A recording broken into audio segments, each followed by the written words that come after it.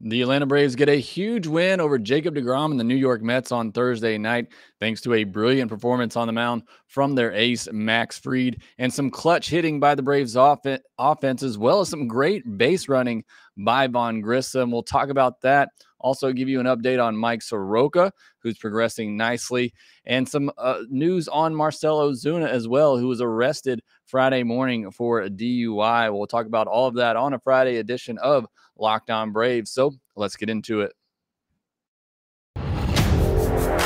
You are Locked On Braves, your daily Atlanta Braves podcast.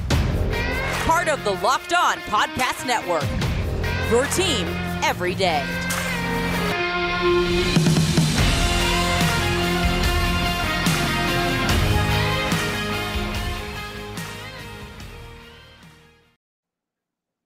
Hey, and welcome back to Locked On Braves, part of Locked On Sports Atlanta, where we cover your favorite Atlanta sports teams each and every day.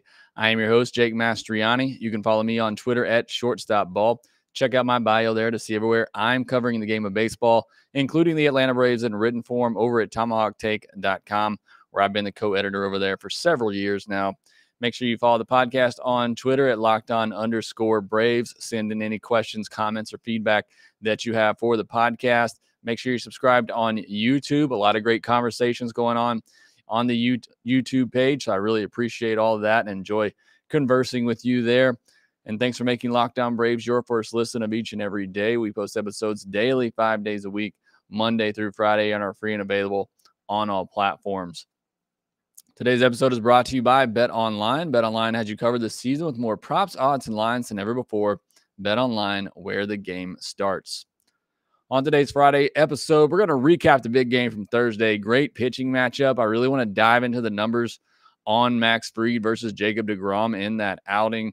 We'll get into the offense as well and the clutch hits in that game and the approach by the Braves hitters. And then we'll get into the news segment where we talk about Mike Soroka and the Marcell Ozuna news. And then we'll preview the weekend series as we get a rematch of last year's World Series. But let's jump into Thursday's game, a big 3-2 win.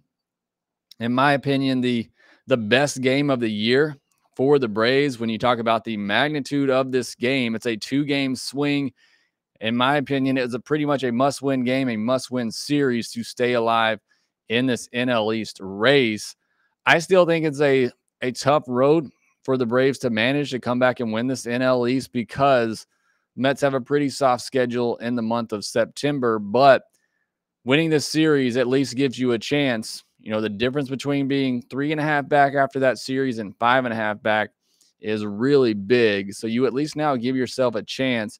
If you can stay within 3 games into that final week where you have 3 more games against the Mets, I think you give yourself a chance, but you had to win this game in order to do that. And you had to take down Jacob deGrom. And it was just from a baseball perspective, it was just a great game, a fantastic game to sit and watch. You had great pitching. You had some timely hitting. You had some good base running and some bad base running. A couple of plays here that we'll talk about that the Mets didn't make that I think ultimately decided this game.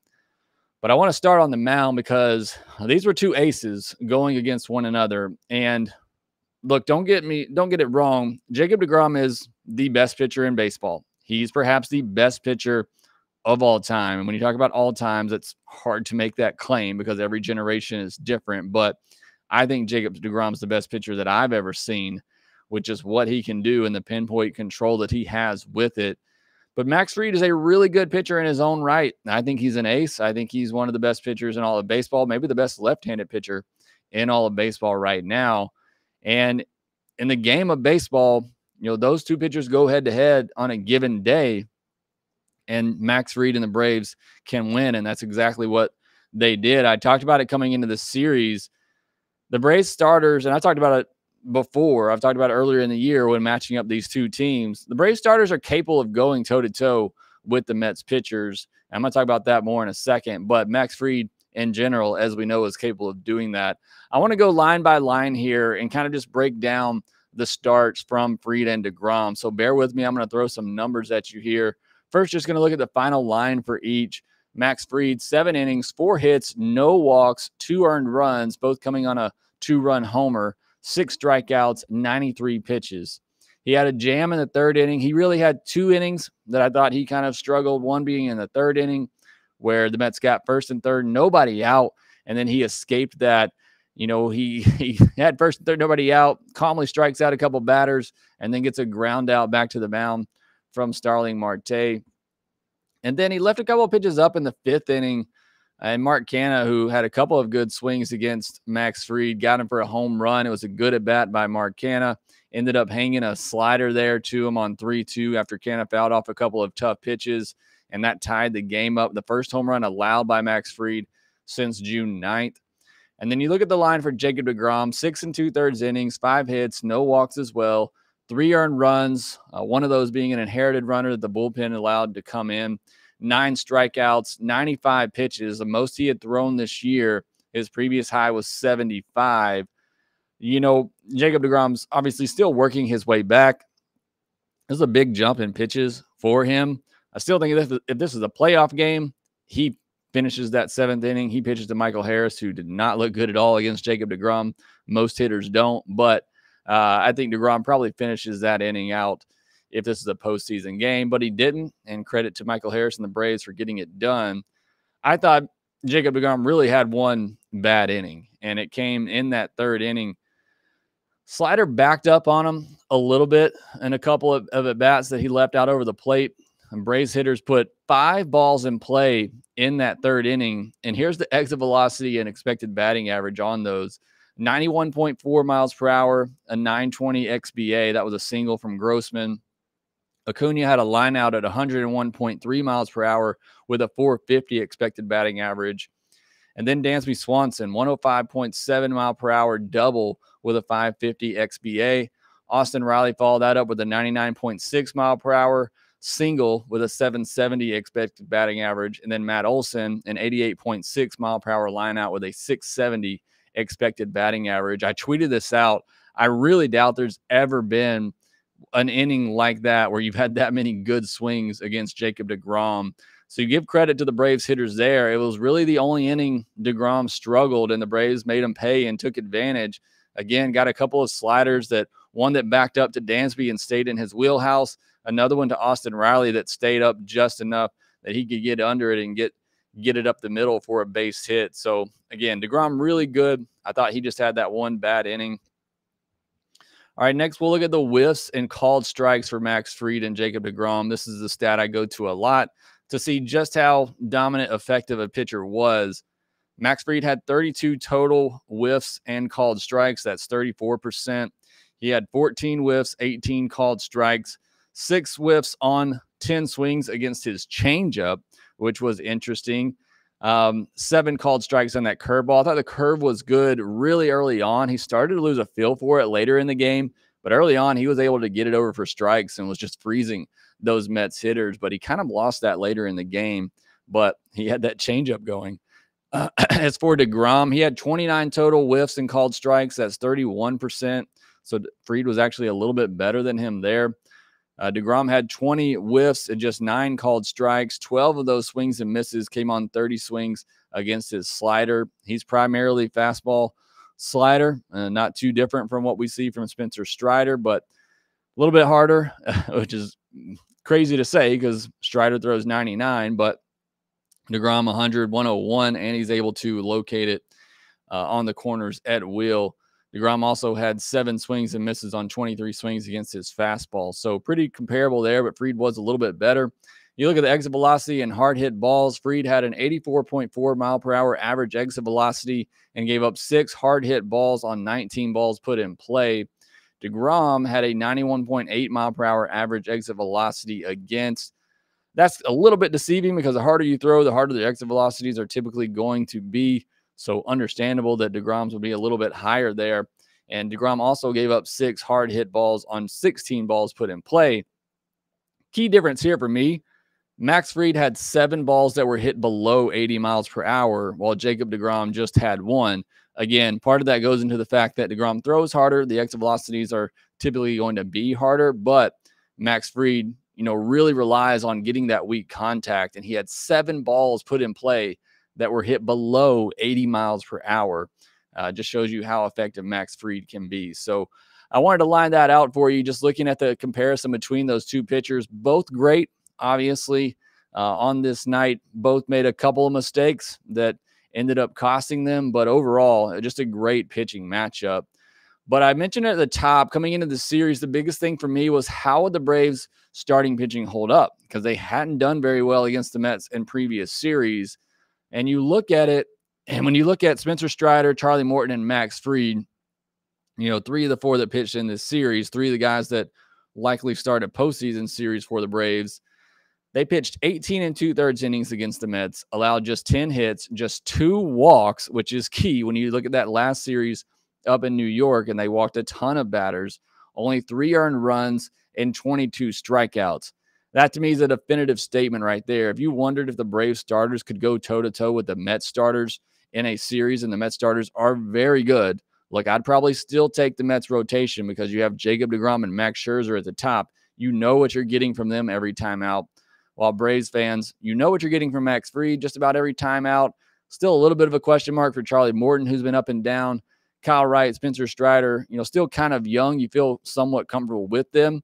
I think I would still take maybe the depth of the Braves rotation, but those top 2 for the Mets, you know every time out, they're giving you 6, 7 strong innings. But either way, this showed me Brave starters can go toe-to-toe with the Mets in a series, and they certainly did that in this one.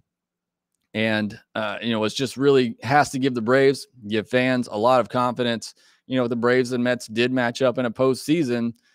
I think the Braves have shown now that they have the starting pitching that can go up against them. And I think you saw an adjustment from Braves pitchers in this series from the last one, much more aggressive in the zone, getting ahead in the count, not having as many walks and throwing quality strikes. There's a difference between just doing what Odorizzi was doing and just throwing balls out over the middle of the plate and throwing quality strikes on the edges. And I think you saw Strider and Morton and Fried do a great job of that and getting ahead in counts. Like the Braves pitchers have really feasted on chase swings out of the zone. Mets just aren't going to do that. You have to be able to trust your stuff in the zone, get ahead in the count, and then you can nibble on the edges a little bit and get them to have some weak contact and get some swings and misses as we saw in this series. So I thought it was a great change in approach by the Braves pitchers. I think they had a great game plan, and it certainly paid off this time around. There was some timely hitting in this game I want to talk about. We'll get to that after the break. Did you know the key to sustainable weight loss is through your liver? The liver is the body's metabolic furnace. It's responsible for flushing out harmful toxins and igniting your fat-burning metabolism. But thanks to modern diets rich in unhealthy processed foods and constant exposure to thousands of man-made and environmental toxins, most of us have overworked livers. But now it's easy to rejuvenate your liver health and reignite your metabolism thanks to Liver Health Formula by Pure Health Research. Liver Health Formula contains 8 liver-boosting super nutrients like turmeric, beet, and artichoke extract, all of which work together to wake up a sluggish liver. Go to getliverhelp.com/MLB to learn more. Again, that's getliverhelp.com/MLB to try Liver Health Formula completely risk-free and claim your free bottle of Curb Fit with your order. Go to getliverhelp.com/MLB now to get started. As I mentioned, a great game on Thursday, great pitchers duel, but you got to score to win, and the Braves did just enough on Thursday night to do that. Got a couple of runs off Jacob deGrom in a third inning, and I talked about it, the exit velocities from the Braves in that inning and the at-bats they had. They really took advantage of the very few mistakes deGrom made. I wanted to run through that third inning really quickly. Harris started it off with a strikeout. Again, like I said, not much luck against deGrom, which makes the decision to pull him in that 7th inning even more questionable. Again, it is a postseason. deGrom probably stays out there. But after that, Grossman chokes up with 2 strikes, gets a slider up just enough that he can get under it and drives it into right field for a 1-out single. Then Acuna put Goodwood on a 101 mile per hour fastball up in the zone, lined it out to left field for a tough second out. Then the Braves, as they've done all year, went to work with 2 outs and 2 strikes. Dansby fell behind 0-2. deGrom threw a slider that backed up on him, stayed in Dansby's wheelhouse, and he cranked it into the left center field gap for a double, scoring Grossman from first base. And we've seen that a lot here lately. Going to talk about that more in a second. Riley, who had been cold all week, gets 2 hits off deGrom in this game. First one in the first inning, he drove the ball the other way. Really nice swing. But here, he falls behind 1-2, takes a changeup in the dirt, fouls off 101, low and away, and then got a slider that stayed up just enough. He's able to get under it and drive it into center field for an RBI single. And Olsen lines out on the first pitch to second base. Just a great inning from the Braves. Again, you don't have many opportunities against Jacob deGrom. You got to take advantage when you do, and I thought the Braves did that in that third inning. But then it came late in the game, and the game's tied up. Braves needed a run, and with 2 outs, the kids went to work. Vaughn Grissom had an 8-pitch at bat against Jacob deGrom, took some really close pitches. I think you could visibly see deGrom getting a little bit frustrated with the takes by Vaughn Grissom. And then it ends with an infield single to third base, goes off the third baseman's glove, and that chases Jacob deGrom from the game. Like I said, postseason game, he probably stays in there, but this was by far the most pitches he's thrown this season. So Buck Showalter goes out there, takes him out, brings in Seth Lugo, and then Michael Harris works a 7-pitch at bat, works it full. That way Grissom gets a head start from first base. And Michael Harris pulls an outside pitch that goes just through the shifted infield. I mean, perfectly placed so that it gives Grissom a chance to score from first base. And this was really the first mistake of the game for the Mets in this one. I didn't think Nimmo charged that ball nearly enough with the speed of Vaughn Grissom. You knew he's running on the pitch. You know the aggressiveness of Ron Washington at third base. I thought that was a bad play by Brandon Nimmo. I know he doesn't have a great arm, but even if you charge that, get it in quick to your cutoff man, I think Grissom is dead at home plate. So I thought that was a huge misplay there by Brandon Nimmo. The Braves take advantage. Great slide by Vaughn Grissom. I jumped out of my chair and was screaming and shouting, scaring my wife and waking up the kids. What a great moment, a great play for the Braves right there. So the Braves get it done. They get a 3-2 lead right there, but leads me to my next point I wanted to talk about, and that is the speed on this team now. And earlier in the year, and honestly just a few weeks ago, I was talking about how this team is so reliant on the home run because they're so station to station. They don't have great base runners. And so it's a walk and a single, and it's first and second, and then it's a strikeout and a pop out. You know, they're waiting on that home run, and they don't have ways to manufacture it on the bases because they don't have enough team speed. That's still true for the middle of the order when you get to the Riley, the Contreras, d'Arnaud, Rosario part of the order. But right now with Michael Harris, Vaughn Grissom, Robbie Grossman, Ronald Acuna, Dansby Swanson, those 5 batting consecutively in the order, that group right there, they're showing some speed, and you've seen it here lately. I've seen the Braves score from first more in the past couple of weeks than I think I have all season long. You saw it from Grossman on this night. You saw it from Grissom as well. It just really has changed the dynamic of this lineup to be able to score without that home run ball. Look, you scored 3 runs in a game started by Jacob deGrom, and nobody had to run into one to do it. You were able to manufacture all of those runs. Typically you're going to score against a guy like deGrom. It's because, you somewhat got lucky and squared one up, kind of like Dansby did back at Citi Field, and you get a home run off of them. That's typically the most main way you're going to score off deGrom. You're not going to string hits together like the Braves did in that third inning. So it's great to have this speed now to be able to score in different ways, and that's what has happened now with this Braves lineup, which could only even get better with Ozzie Albies coming back too. So love that speed dynamic from the Braves now. It's really paid off a lot here lately. And I wanted to do my player of the week performances. The hitter of the week for me is Vaughn Grissom. He had a team high 11 hits and scored a team high 9 runs this past week.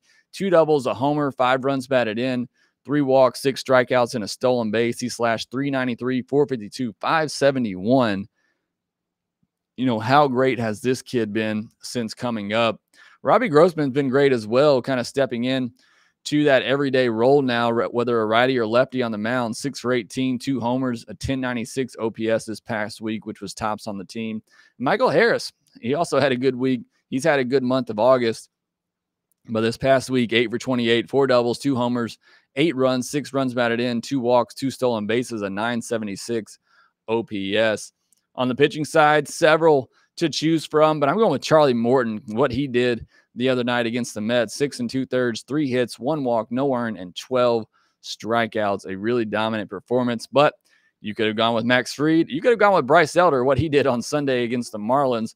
And Dylan Lee, he had a bit of a rough stretch there, but this past week, 3 1/3 innings, 1 hit, no walks, and 6 strikeouts. He's been very good as well for the Atlanta Braves out of that bullpen. All right, next, I want to talk about the Marcell Ozuna news, and as well as an update on Mike Soroka and when he will start again for the Braves. We'll talk about that next. Whether you're ready to pop the question or you're celebrating a milestone moment, find jewelry as unique as her with the modern convenience of online shopping at BlueNile.com. BlueNile has simple online tools that let you choose the diamond shape, size, clarity, as well as setting style. BlueNile's bench jewelers will then handcraft her perfect engagement ring, making each ring one of a kind. If you're looking for fine jewelry but having trouble choosing, Blue Nile has jewelry experts on hand 24/7 to help you find that memorable gift at every budget. Make your moment sparkle with jewelry from BlueNile.com. And going on now is the Blue Nile anniversary sale. Save up to 40% on classic fine jewelry pieces and 25% on engagement ring settings. Plus, every order is insured, ships free, and arrives in discreet packaging that won't give away what's inside. Shop stress-free. Find your forever piece. Go to BlueNile.com today. BetOnline.net is the fastest and easiest way to check on all your favorite betting needs. Find all your favorite sports and events at the #1 online source for odds and lines and games. Find reviews and news of every league, including Major League Baseball, NFL, NBA, NHL, combat sports, esports, and even golf. BetOnline continues to be the top online resource for all your sport wagering information, from live in-game betting, scores, and podcasts. They have you covered. Head to BetOnline today or use your mobile device to learn more about the action happening. BetOnline, where the game starts. So amidst everything happening on Thursday and the excitement of the Braves win, a lot of fans woke up this morning to the news that, once again, Marcell Ozuna had been arrested. This time for a DUI charge. He was arrested and booked early Friday morning. And look, it's not great, obviously, for Marcell Ozuna, who hasn't been listening to our promo reads on here. Drive sober or you will get pulled over. Look, I made it very clear after what happened with Ozuna last year that I wanted him off the team. I still have felt that way all year long, and I still feel that way now. And the Braves are they're just in a tough spot.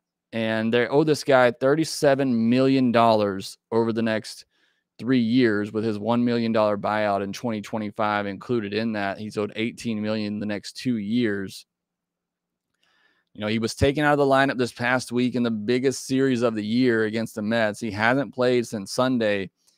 He really hasn't been very good all year. He got off to a hot start in April, but since then, just really hasn't been good enough to warrant being in the lineup every day. I know the Braves, a budget-conscious type team, for them to eat $37 million like that is just not something that they want to do.